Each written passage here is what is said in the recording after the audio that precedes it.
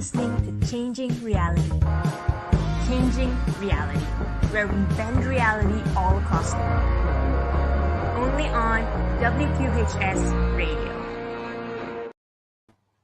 Hello, everyone, and welcome all back to our show today here at Changing Reality on Penn's WQHS Radio.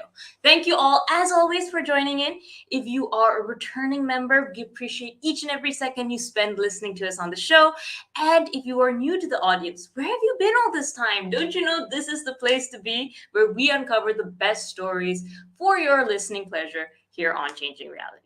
So for all of you who are new, my name is Harsha and I am your host for this show.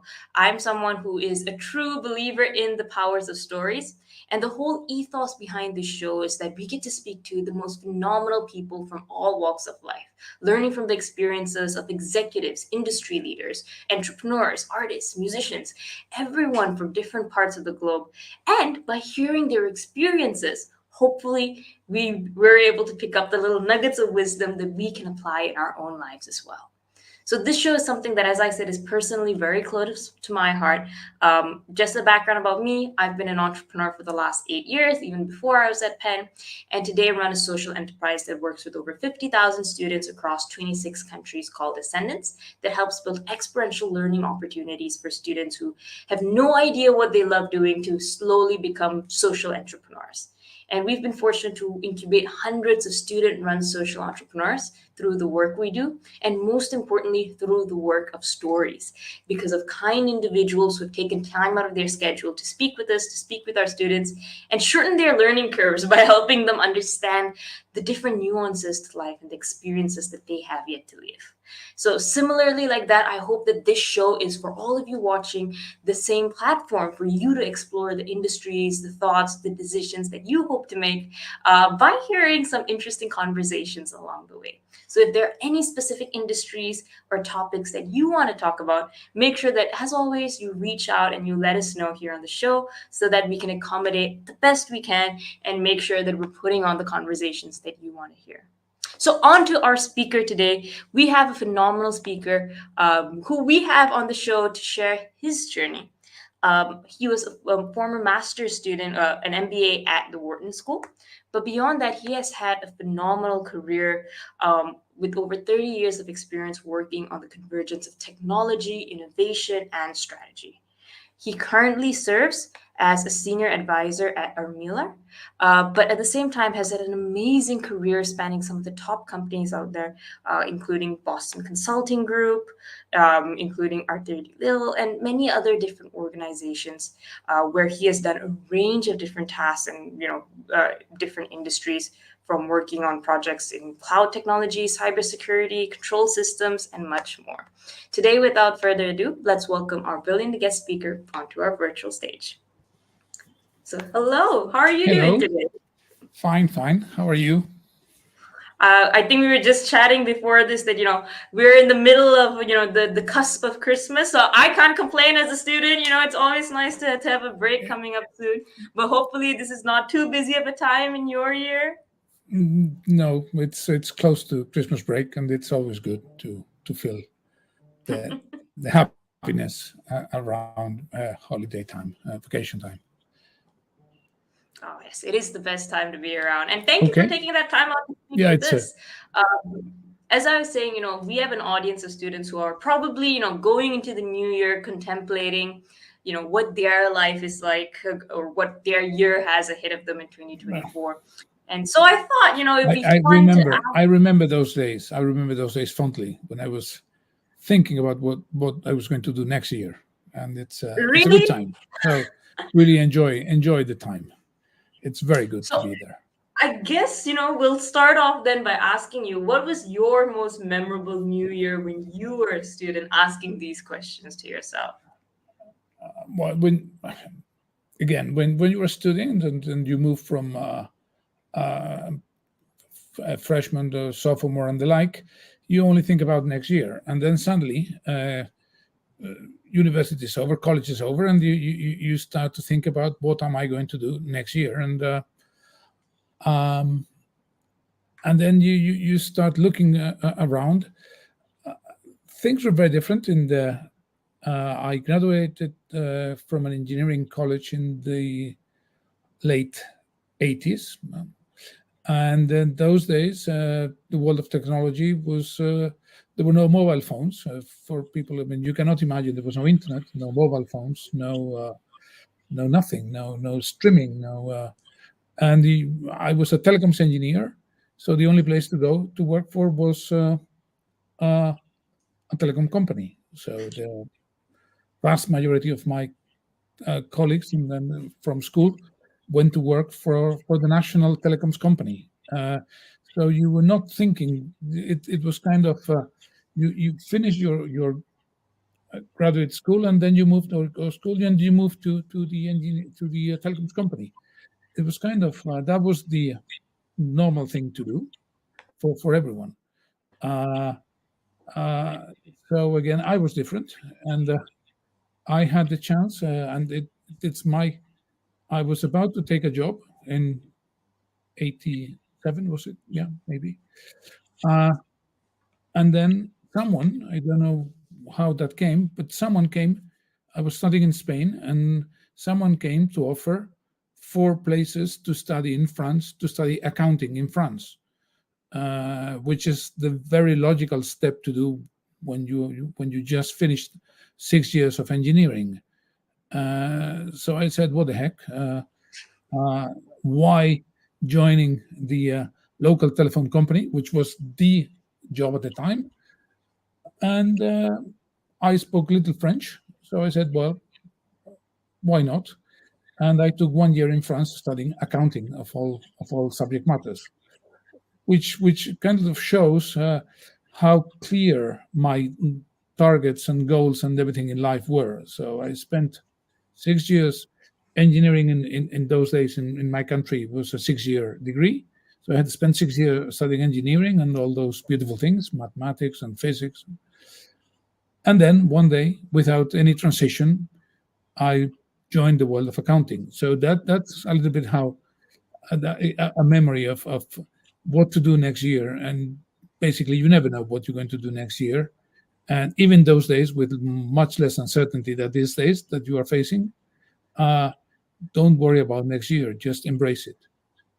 Oh my God, that is an amazing story. I'm gonna be telling everyone this New Year's, like, hey, you never know. Next year I could be, in accounting, like In accounting, why not? Why not?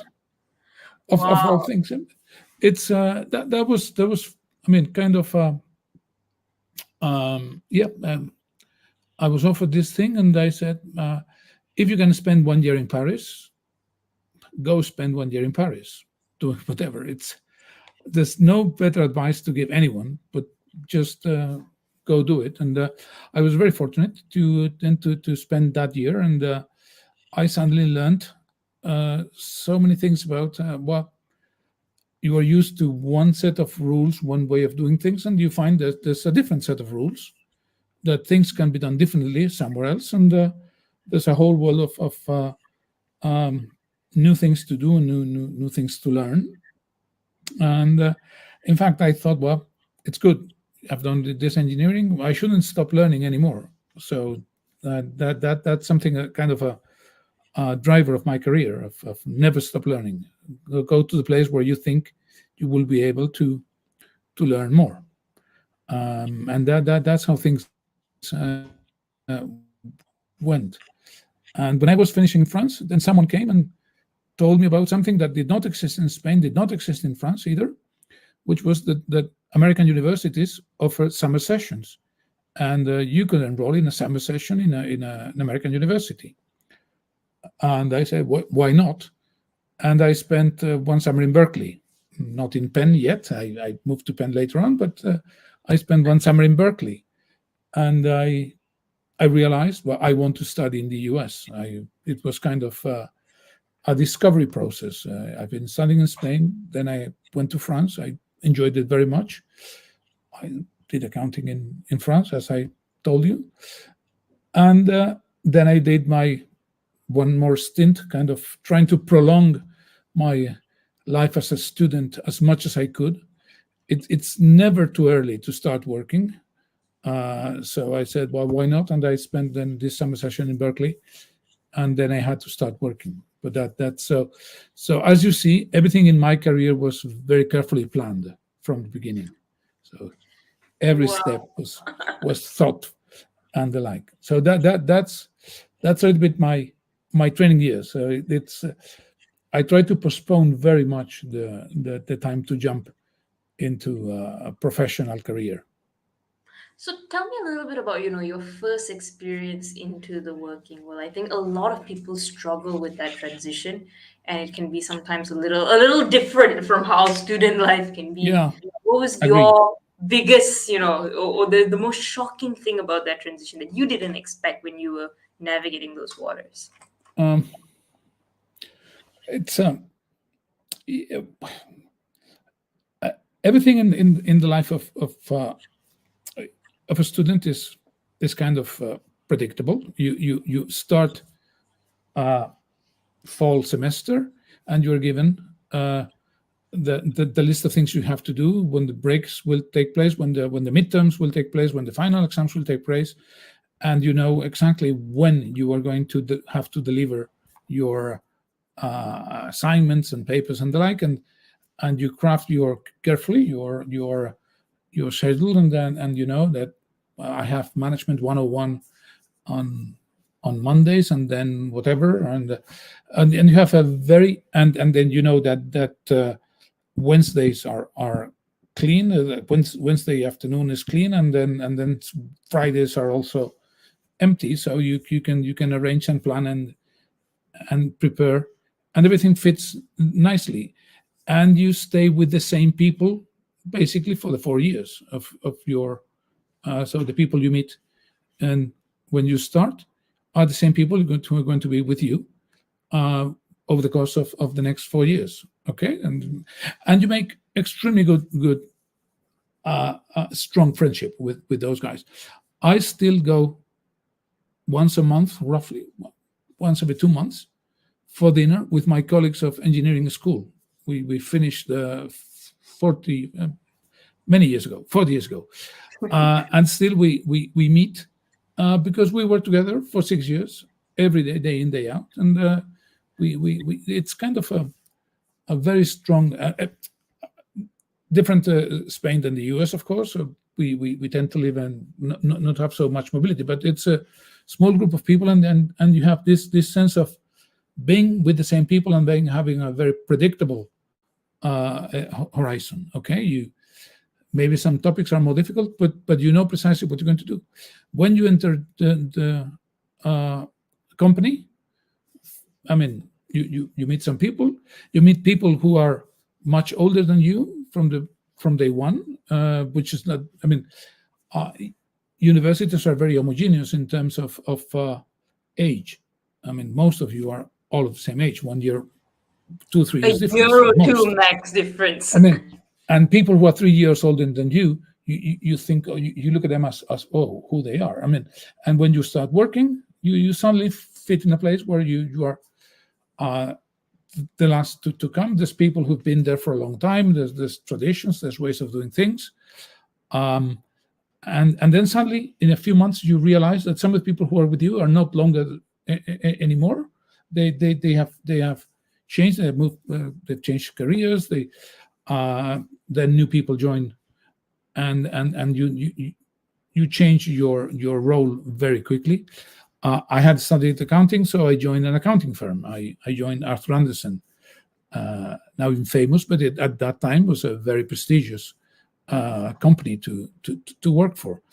And there, yeah, you suddenly found yourself in with a lot of other people, um, uh, very unpredictable. You changed projects quite frequently. You had to move to wherever. You were told on Monday you take a plane and you go somewhere else, and that was kind of the nice predictability thing that I had in school for so many years, just suddenly had disappeared.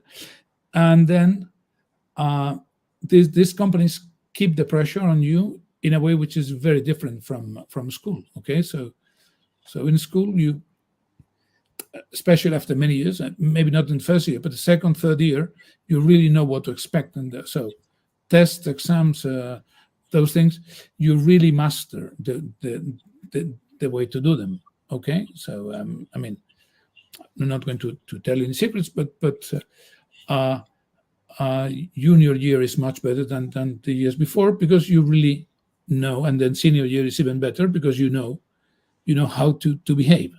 Agree? You get in the Uh, rhythm of it. Yeah. exactly. Uh, I mean, I can tell you the best year in my career was my second year at the MBA, because it was kind of yeah, I know what they expect from me, and I know the rules I can play. When you're in a company, then suddenly uh, our rules change, and then you go back and no one knows you. You don't have you do not have kind of the goodwill that you've built over many years at school. You start from scratch again, and it brings some uncertainty. Uh, uh, Most of my uh, workmates uh, at Arthur Anderson, and then later on at BCG, were a bunch of unsecure overachievers. So everyone was paranoid by when the time of assessment evaluations came. People who had extremely good college careers felt the pressure of what's going to happen here today, and that's something I never experienced at school. And then suddenly I was uh, together with a lot of people who had this sense of unsecurity that is built into the workplace, very different from the experience you feel at definitely and at Penn, where you are, one feels when it's at the cusp of the world, in many senses. Okay, Mm, no, so that be ready for that moment of uncertainty that will come when you join the workforce, either in a company, or if you do decide to do. I mean, you've been launching companies as a startup entrepreneur. It's much more uncertainty is the world that defines your environment moving forward. I'm very curious, and just jumping ahead in your story, you obviously have been someone who's been very successful. You made partner in many different organizations. How did I you, was lucky. I was lucky. No more. Yeah, I was lucky. all true successful people say that, so I'll take that with pinch of salt. But like, what do you think enabled you to start building that rhythm in a sense? Because one of the things that I notice is when people don't get off to a good start, it often gets harder for them to kind of build that momentum or build that rhythm. People always say your I, first boss is like the defining figure, or uh, your first career ex- is like sets the that's pace. that's extremely true. It's so insightful. Life is path dependent. So if your first assignment goes well, then people remember, oh, this was the guy who was in that piece of work which went very well. So you kind of build kind of a reputation that protects you. If your first assignment goes sour, then you're tainted in a sense. So one has to be extremely. There's little tricks, like I was told when I switch jobs, and uh, but depending on what you want to do in life, but be nice the first day when you join a new place. Be nice to everyone you meet, because you never know. You don't know who they are. So be nice to everyone. Smile, and so they you, you get this. The people get the sense. Oh, this new guy who just joined is a nice guy. Um, it's a small thing, but it's so important. You you walk in, you are shy, you're introvert, and the first impression that people get is you are, maybe you are shy, maybe, or maybe you're not shy. You're simply a guy who's difficult to work with. Uh, so it's very important to make those first impressions, uh, as the says goes. It goes that there's not never a second chance to make a good first impression. So first impressions to really count, and especially these days, where people are so hectic, so that span of attention is so short. Uh, creating this kind of uh, first good impression is critical. Then, of course, it's uh, learn the rules of the place that you're joining. Every company, every company has a story behind it. So it's very important to understand the organization you are joining. When you are an entrepreneur, you are shaping the company. I've been told, and now I'm an investor in startups, um, that the first few weeks define the culture of a company. Okay, that's reading about it. But if you're joining a more established organization, you definitely need to learn the story. Every company has some shaping moments, uh, be it a crisis, a big win, be it something that defines the company, something that everyone in the company refers to those events, and they go through, dive into the story of every company. There's defining moments. The moment that in the telecoms world, the moment that one company decided not to invest in mobile, the moment that one company decided to get into the internet, the moment that they decided to go international. Uh, those events really shape the company. You need to learn uh, uh, how the company was formed, and then listen to the leaders. There's people in every company. I've been very fortunate to work with extremely good leaders at BCG and at Arthur D. Little. Uh, Listen to them, see how they behave, and there's I learned at organizational behavior at Wharton that many companies are fractals, that they behave the same way at the top, in the middle, and in the bottom. Learn how the companies work, adjust, and try to improve. Don't assume that it is given. Give what you need to give to make the company a better place to work. But listen and observe how leaders work, because no matter what they tell you, you see how leaders behave, and if you think that you are comfortable with the way those leaders behave, then you can continue the company. If you don't like the way those leaders behave, then the place is not for you, and there's no middle ground. Um, that's what I try to do. Every time I join the company, I've tried to learn those things. Try to make a good first impression, just to be on the safe side, and then learn the story of the company and learn and observe carefully how the leaders behave, and see if I feel comfortable in that space.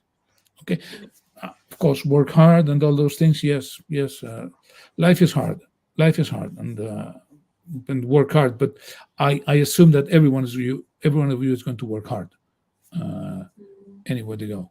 But Okay. that is all very, very good and very specific advice. I've actually never heard of that. Observe the leaders. Okay, like as you said, there's a Wharton class that they teach you that.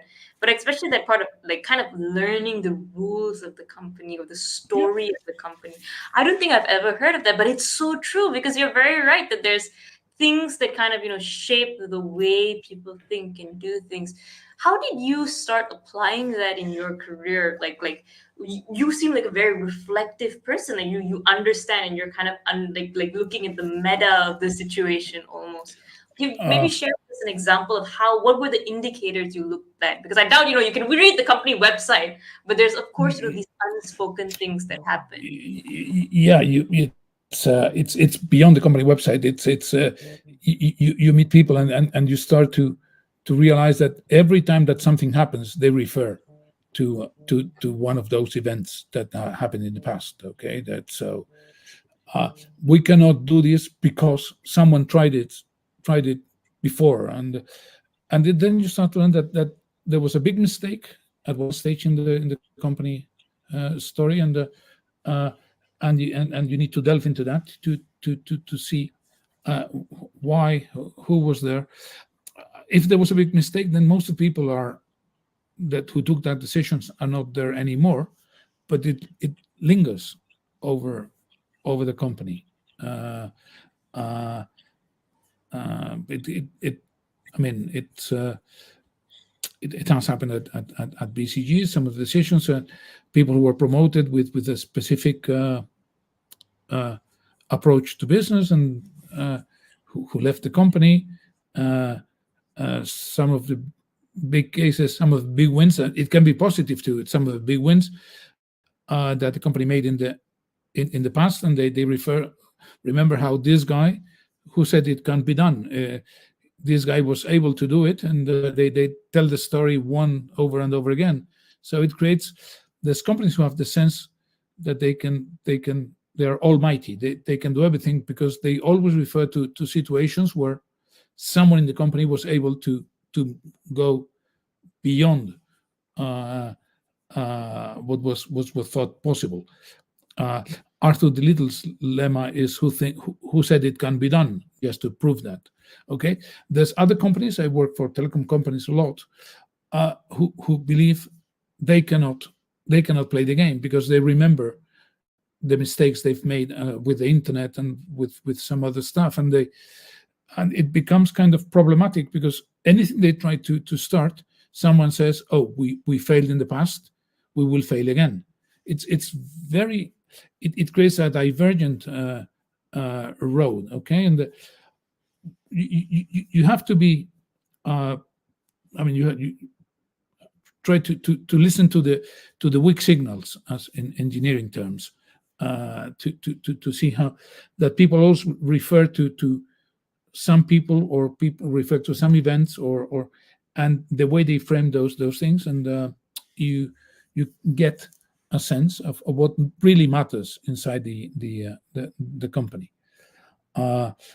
And when you were saying before, I've done a lot of personality tests and the like, and I tend to score on the analytical side. I tend to score kind of beyond the mark. So I tend to be very, very structured. Other people are much more intuitive, and probably can get to the point where I got with much less effort than I do. But I really think it's important to get into that kind of understanding of companies.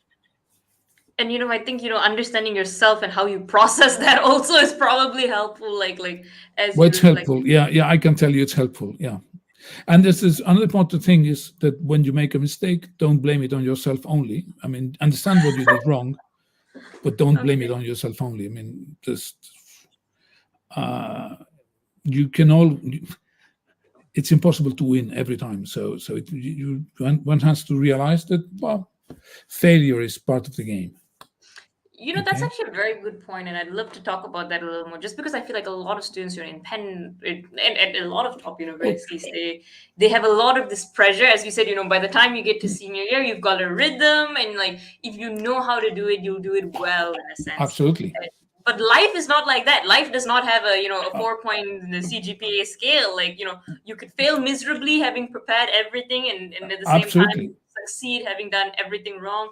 So how do you? It's more difficult to succeed. What kind of the emotional cognizance people need to go through this?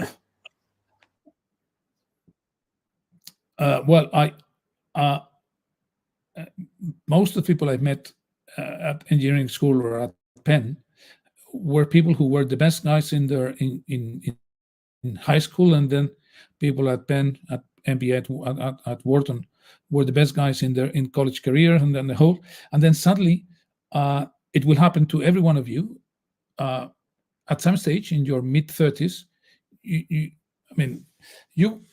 Every one of you will get a good job and a good job offer, or start something. But then sometime in the next 5 years, you will fail for sure. You will not be promoted. You will not be. You need to be ready for that. There's people who get that sense of failure in junior high school, and then they adapt.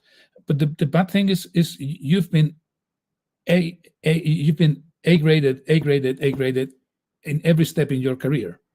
Okay, and then suddenly, when you are 20 something, close to 30, you for the first time you will get a D, or God forbid an F.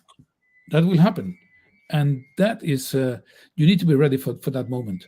That happens, um, and there's people who have a hard time, but life is full of F's. I mean, it's full of A's. There's plenty of A's, but there's some F's and some D's definitely, and occasionally some F's, and one needs to be ready for that. If I can give you an advice to any one of you, is be ready for that and learn to adjust to that moment in your careers. Share with us a little bit about, like, either one of your failures that you think, your first few that you felt, oh my gosh, the world is ending, or maybe even how now you guide others, Yeah. in organizations, in the companies you invest, through that part where they, they will fail eventually at some point, even some small or large way. But Yeah. how do you get them through that in a sense?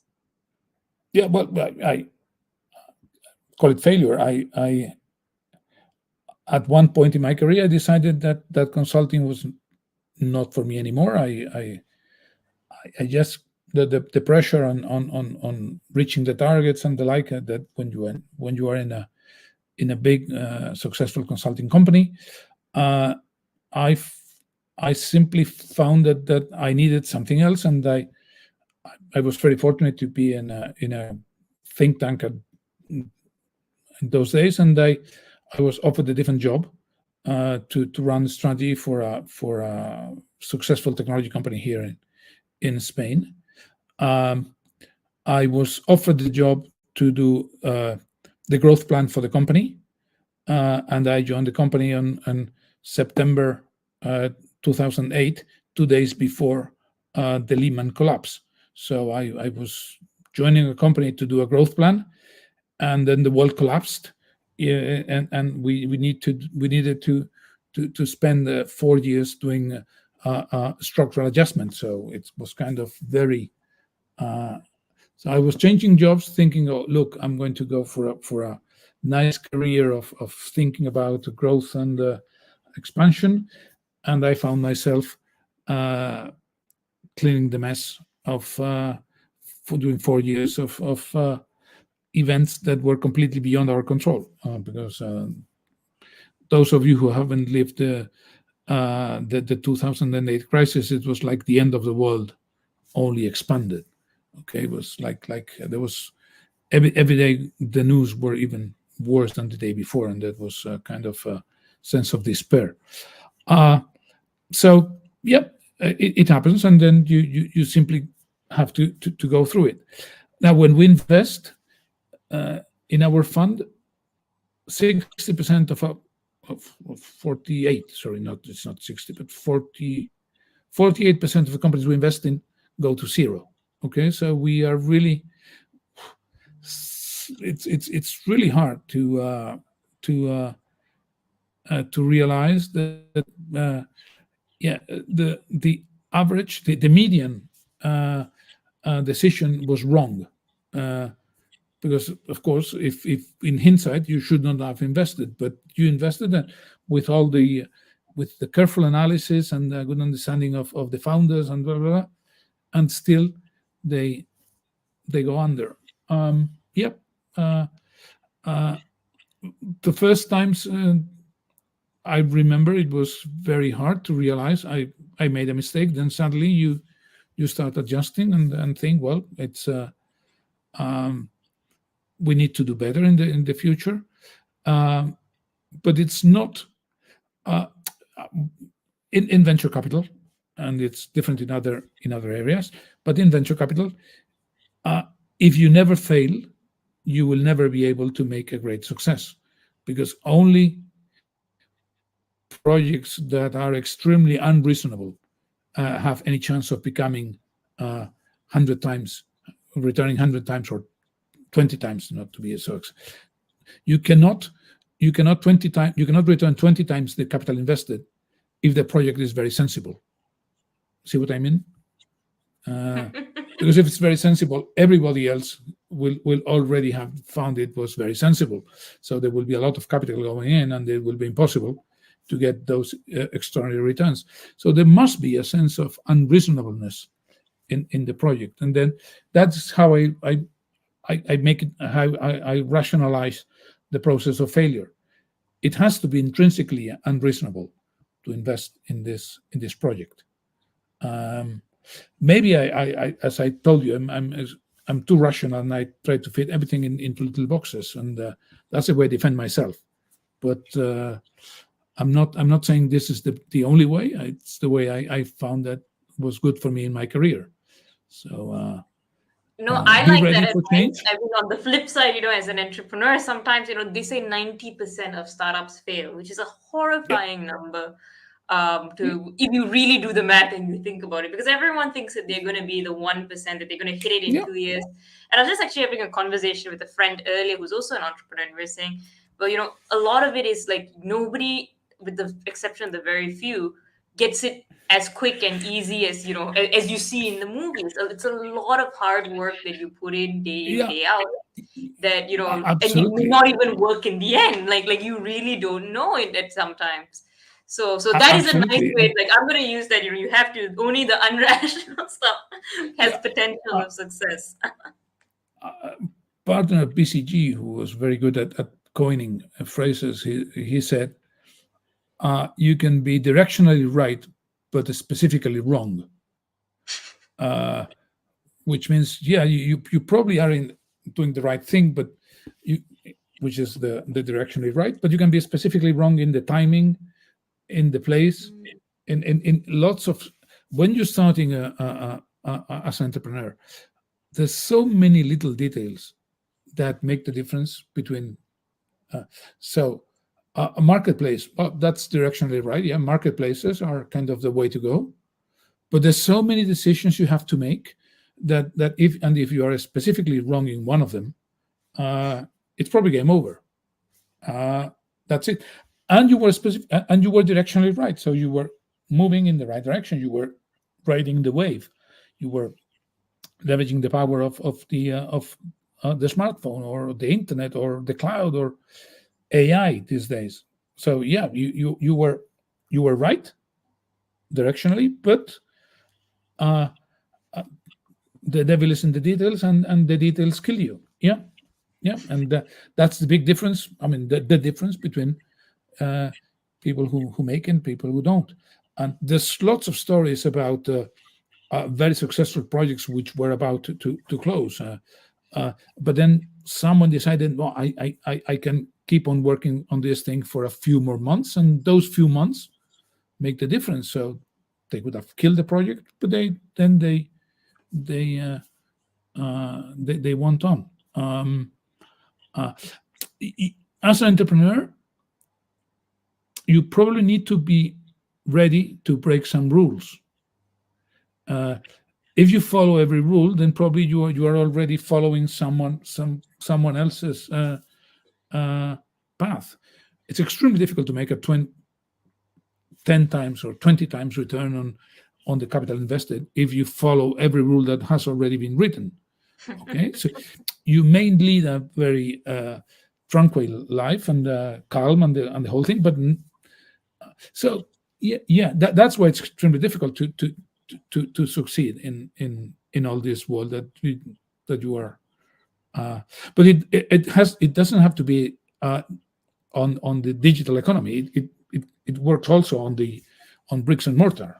Okay, my favorite example is you open a bar. Bar is a business that everybody knows, and there's successful bars, and there's bars that simply close in a few, and they offer basically the same stuff. Okay, it's a beer here and then something to eat, but there's some places that gather people, and there's places in the vicinity who simply people don't visit, and that's it. So yeah, don't worry about. I mean, yeah, don't worry. Learn from your failures, but be ready to embrace them because they will happen. So that's my view. Very, very nicely said. I think I am someone who obviously has had a complicated relationship with failure. I know it's very necessary. Everyone always says it's needed to make you better, to make you see things that you never do. But it honestly hurts when it happens. It So hurts. I appreciate. Yeah. It hurts. Hasha, it hurts. Okay. Nobody is happy. Nobody's happy when it's not only when they tell you, but when you realize. So it's I can tell you you're a failure, but you disregard what I say now. But at one point you realize, well, these things are not going the way they should be going. It's a tough moment, and it's good to have some failures when you're young, just to get ready, to get some scars in a sense. Okay, it's good to. I don't recommend anyone at Penn to fail their exams on purpose just to feel the excitement of failure. Get the emotion out of the way. Practice the emotion. But practice that. But it's very important to realize that, and it's something that goes deep into you. I had always been very good at everything I've done, everything I tried, and then suddenly, boom, I hit a wall, and I have to get back and then try a different route. If you fail and you stay there, then that is a problem. If you fail and go back and rethink your way, then it's great. But it's very hard. It's very hard. Yeah, there's no substitute for true failure. Anyway. Well, I've really enjoyed this line of conversation. Unfortunately, we're starting to wind down on this off in a sense. Okay. Tell us, what was one thing that you learned from your time as a woman MBA that changed the way that you looked at your life, your successes and failures, or even just your career or the people you meet in general? It could be something from the classes, it could be something from the people, or just the experience. But what was one thing that changed in a few words the course of or your worldview? The most relevant thing is I met people who had very good careers and who had decided to take time off to rethink what they were doing. I recommend everyone who asks me, should I do a master's degree at some stage in my career? My point is always, if you can afford to, then circumstances are whatever. But if you can afford to, it's so good to take 2 years' time. Once you had started, once you were running, to step back and think again what you want to do. Then it opens a lot of doors, and my career would have been very different without attending the Wharton School. I enjoyed it so much. But the point I realize is it has been so good for me to rethink what I wanted to do and spend 2 years opening new ways of thinking. And of course, being a foreigner, it's so good that you have the experience of the US. And I hope you can relate to that point. It's so different when you go as a tourist than when you live there for 2 years, and that's a great part of the experience for us. But it's, to me, the whole point is take the time to reflect what you want to do and shift gears. And you can only do that when you can take the time and think about it, rather than when you are forced to do it. It's a privilege, and I realized how good it was to take the time and think about your past, but rethink your future. That's and then, of course, it's the people and it's the players and it's everything else, but it's that mindset that makes it so valuable. Of course, I was a graduate student, not an undergrad, but and I was very fortunate to be a teaching assistant, and I enjoyed so much listening to, hearing, talking with the people and learning about people coming from so many other places. It was such a good experience. Sometimes I dream that I get another chance to go back to graduate school and spend 2 more years. Why not? Well, if you I'm- pick Penn again, let me know, and we'll grab coffee on Locust in a sense. But I think I would probably not make it into Penn anymore. The bar is so high these days, and all these admissions things, that I think I was very fortunate to be admitted. But I'm surprised at how difficult it is getting these days to join these universities. But well, I such look is around life. at my friends and I think that, but then again, they let me in, so they obviously make mistakes from time to time.